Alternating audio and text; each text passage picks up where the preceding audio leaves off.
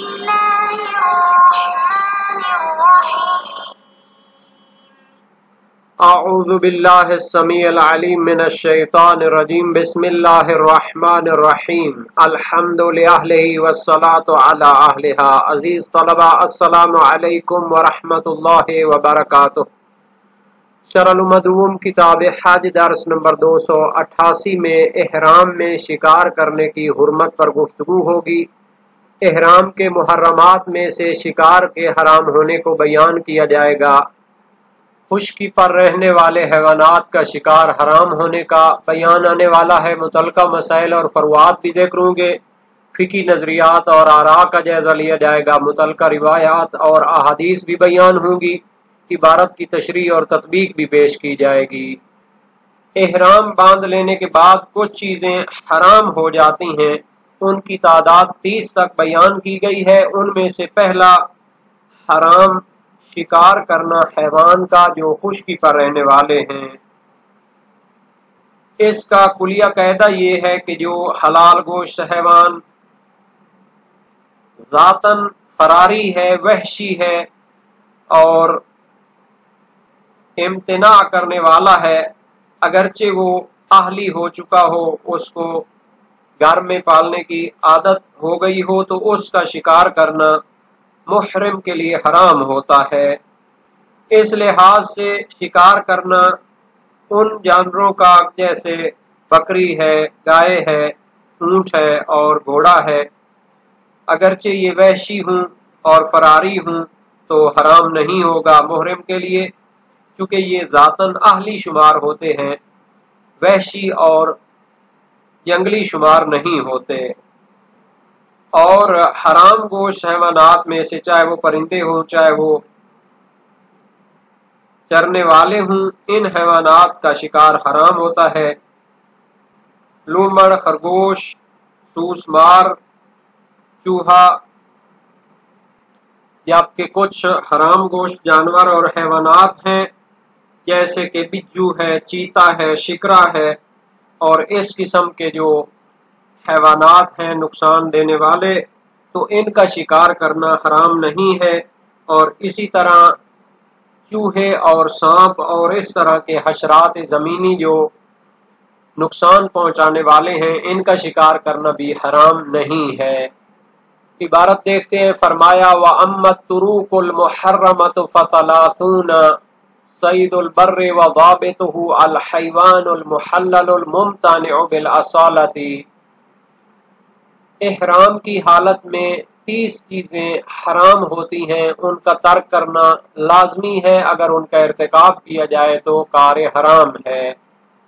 ان میں سے پہلی چیز صید البر، خشکی پر رہنے والے جانوروں کا شکار کرنا، صحرائی بھی ان کو کہتے ہیں۔ وضابطه الحیوان المحلل، اس کا قانون یہ ہے کہ ایسا حیوان جو حلال گوشت ہو، الممتنع بالاصالۃ، اور ممتنع ہو حقیقت میں، وہ وحشی ہو اور اپنا دفاع کرنے والا ہو۔ طروق ترک کی جمع ہے اور یہ مصدر ہے، اس میں مفعول کے معنی میں یعنی متروک کے معنی میں، جیسے خلق کو کبھی مخلوق کے معنی میں استعمال کرتے ہیں۔ تو وہ چیزیں جو چھوڑنا ضروری ہوتی ہیں اور ان کا ارتکاب حرام ہوتا ہے 30 ہیں۔ ان میں سے پہلا شکار کرنا ہے خشکی کا۔ یہاں صید سے مراد بھی وہی مصید ہوگا جس چیز کا شکار کیا جائے۔ اس کا قانون یہ ہو گیا کہ ہر وہ حلال گوشت جانور جو اصل میں وحشی اور فراری ہو اور اپنا دفاع خود کرنے والا ہو، اس کا شکار کرنا حرام ہوتا ہے۔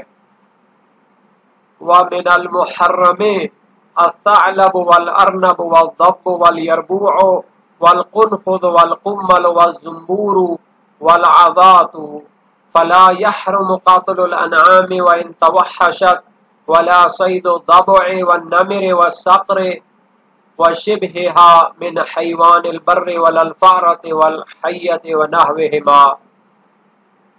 جبکہ حرام گوشت جانوروں میں سے جن کا شکار کرنا حرام ہے، ثعلب یعنی لومڑ، ضب ارنب یعنی خرگوش، اور الضب گوہ اور سوسمار بھی اس کو کہتے ہیں، یربو یعنی صحرائی چوہا، والقنفذ سیہ کہتے ہیں، ایک خاردار جانور ہوتا ہے کہ جس کے جسم پر ٹکلے کی طرح کانٹے ہوتے ہیں، خطرے کے وقت وہ ان کو استعمال کرتا ہے۔ والقمل یوں کو کہتے ہیں، اور زمبور یعنی کہ بھیڑ کو کہتے ہیں، اور عذاب یعنی چھپکلی کی مانند ایک جانور ہوتا ہے۔ تو یہ حرام گوشت جانور ہیں، خشکی پر رہنے والے ہیں، ان کا شکار بھی حرام ہے۔ فلا یحرم قاتل الانعام، اس وجہ سے حلال گوشت جانوروں میں سے جو اہلی جانور ہوتے ہیں، جو گھروں میں پلنے والے پالتو جانور ہوتے ہیں، ان کا قاتل کرنا حرام نہیں ہے، اگرچہ وہ وحشی ہو چکے ہوں، بھاگ کر آزادانہ کھاتے ہوں۔ ولا صید الضبع، اسی طرح درندہ اور بجھو کا شکار کرنا بھی حرام نہیں ہوگا، نمر اور چیتے کا اور صقر شکرے کا، وشبہھا من حیوان البر، اور اس قسم کے خشکی پر پائے جانے والے حیوانات جیسا کہ شیر ہے اور گرگ ہے۔ وللفأرۃ والحیۃ ونحوہما، اور اسی طرح چوہا اور سانپ اور جو دوسرے حشرات زمینی میں سے خطرناک ہوتی ہیں چیزیں، ان کو بھی مارنا حرام نہیں ہوگا۔ ولا يختص التحریم بمباشرۃ قتلها بل يحرم الاعانۃ علیہ ولو دلالۃ علیہا واشارۃ الیہا باحد الاعضاء وہی اخص من الدلالۃ، اور ان کو قاتل کرنے میں مباشرت ہونا فقط خاص نہیں ہے، یعنی ان کا شکار خود کرنا حرام نہیں ہے، اختصاص نہیں رکھتا، بلکہ اگر ان کو شکار کرنے اور قاتل کرنے میں مدد بھی کرے تو حرام ہے۔ تو ایک مرتبہ قاتل مباشر ہوتا ہے، یعنی خود جا کر ان کو قتل کرتا ہے، شکار کرتا ہے۔ فرماتے ہیں کہ تحریم اسی میں مختص اور منحصر نہیں ہے، بلکہ حرمت اس صورت میں بھی ہے اگر ان کی قتل میں مدد کرتا ہے، ولو دلالۃ علیہا، ان کی طرف رہنمائی کرتا ہے کہ فلاں جگہ پر یہ حیوان چھپا ہوا ہے، وہ اشارۃ الیہا، یا اعضاء میں سے کسی عضو کے ساتھ اشارہ کرتا ہے، تو یہ اشارہ جو ہوتا ہے دلالت کی نسبت خاص ہوتا ہے، دلالت تو اعضاء کے ساتھ اشارے سے وسیع ہوتی ہے۔ یعنی نہ فقط محرم پر ان کا خود شکار کرنا حرام ہے، بلکہ ان کے شکار میں مدد کرنا بھی حرام ہوتا ہے۔ پس اگر کوئی شخص ایسے حیوان کو شکار کرنا چاہتا ہے تو محرم کے لیے جائز نہیں ہے کہ وہ اس میں مددگار ہو اور ان کو رہنمائی کرے یا اشارہ کرے۔ اگر اشارہ کرے گا، مدد کرے گا، تو بھی اس پر کفارہ واجب ہوگا۔ گویا کہ شہید ثانی یہ بتانا چاہتے ہیں کہ دلالت کے بعد اشارے کو ذکر کرنا یہ ذکر خاص ہے بعد از عام، دلالت عام ہے اشارہ سے اور اشارہ اخص ہے دلالت کی نسبت۔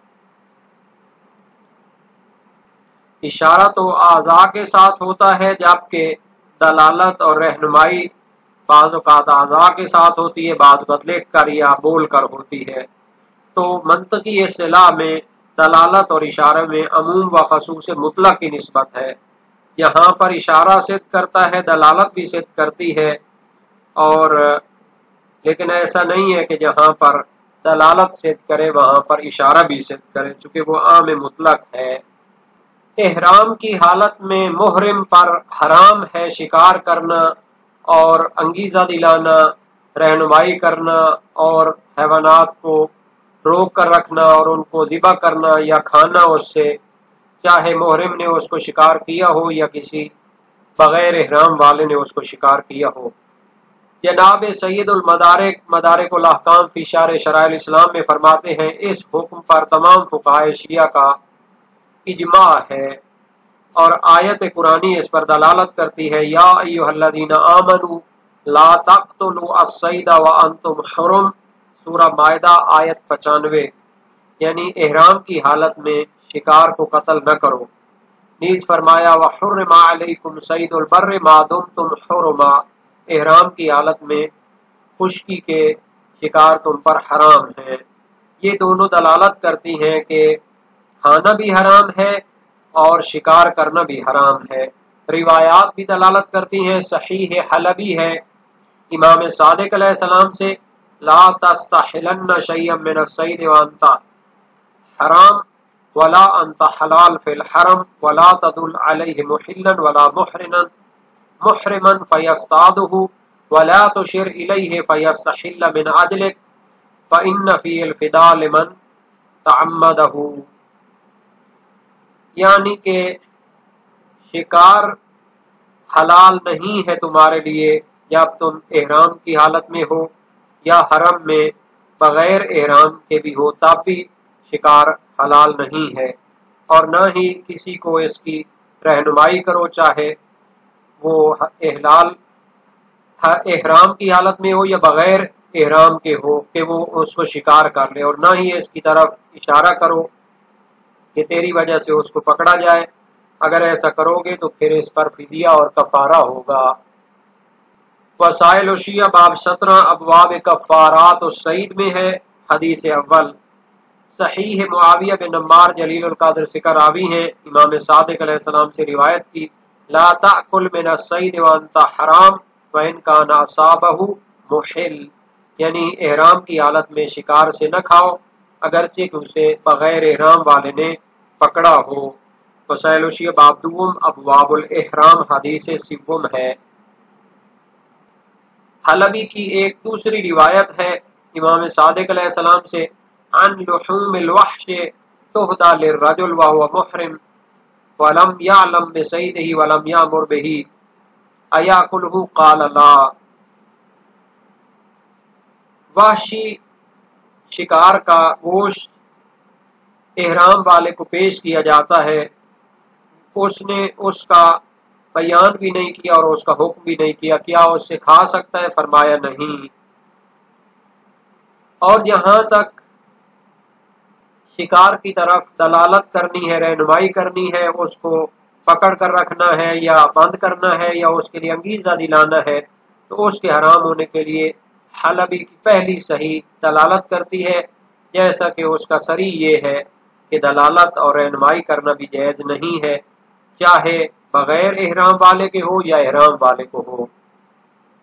اور شکار کو ذبح کرنے کے متعلق بھی موثق ہے، اسحاق ہے امام جعفر صادق علیہ السلام سے، ان علی علیہ السلام کان یقول اذا ذبح المحرم الصید فی غیر الحرم فهو میت لا یأکل محل ولا محرم، واذا ذبح المحل الصید فی جوف الحرم فهو میت لا یأکلہ محل ولا محرم۔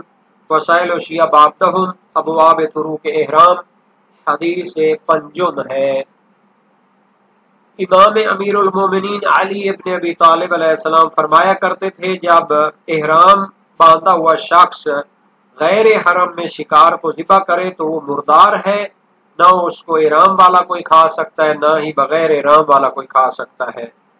اور جب حرم کے اندر بغیر احرام کے شخص شکار کو ذبح کرے تو وہ بھی مردار ہے، نہ اس کو احرام والا کھا سکتا ہے، نہ بغیر احرام والا اس کو کھا سکتا ہے۔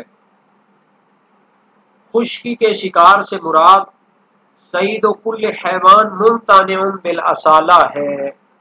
اس کو شہید ثانی نے مسالک الافہام فی شرح شرائع الاسلام میں اور صاحب جواہر الکلام نے اور دوسرے فقہا نے فرمایا ہے، جبکہ محقق ہلی فرماتے ہیں الحیوان الممتنع، جو حیوان بھی اپنا خود دفاع کرتا ہے وحشی ہے تو پھر اس کا شکار حرام ہوتا ہے۔ اس پر اشکال ہوتا ہے کہ اس میں تو وہ اہلی اور پالتو جانور جو وحشی ہو چکا ہے تو پھر اس کا شکار بھی حرام ہونا چاہیے، جیسے اونٹ اور گائے ہے، حالانکہ اس کا قاتل کرنا اور ذبح کرنا جائز ہے اجماعاً، جیسا کہ مسالک الافہام میں شہید ثانی نے فرمایا ہے۔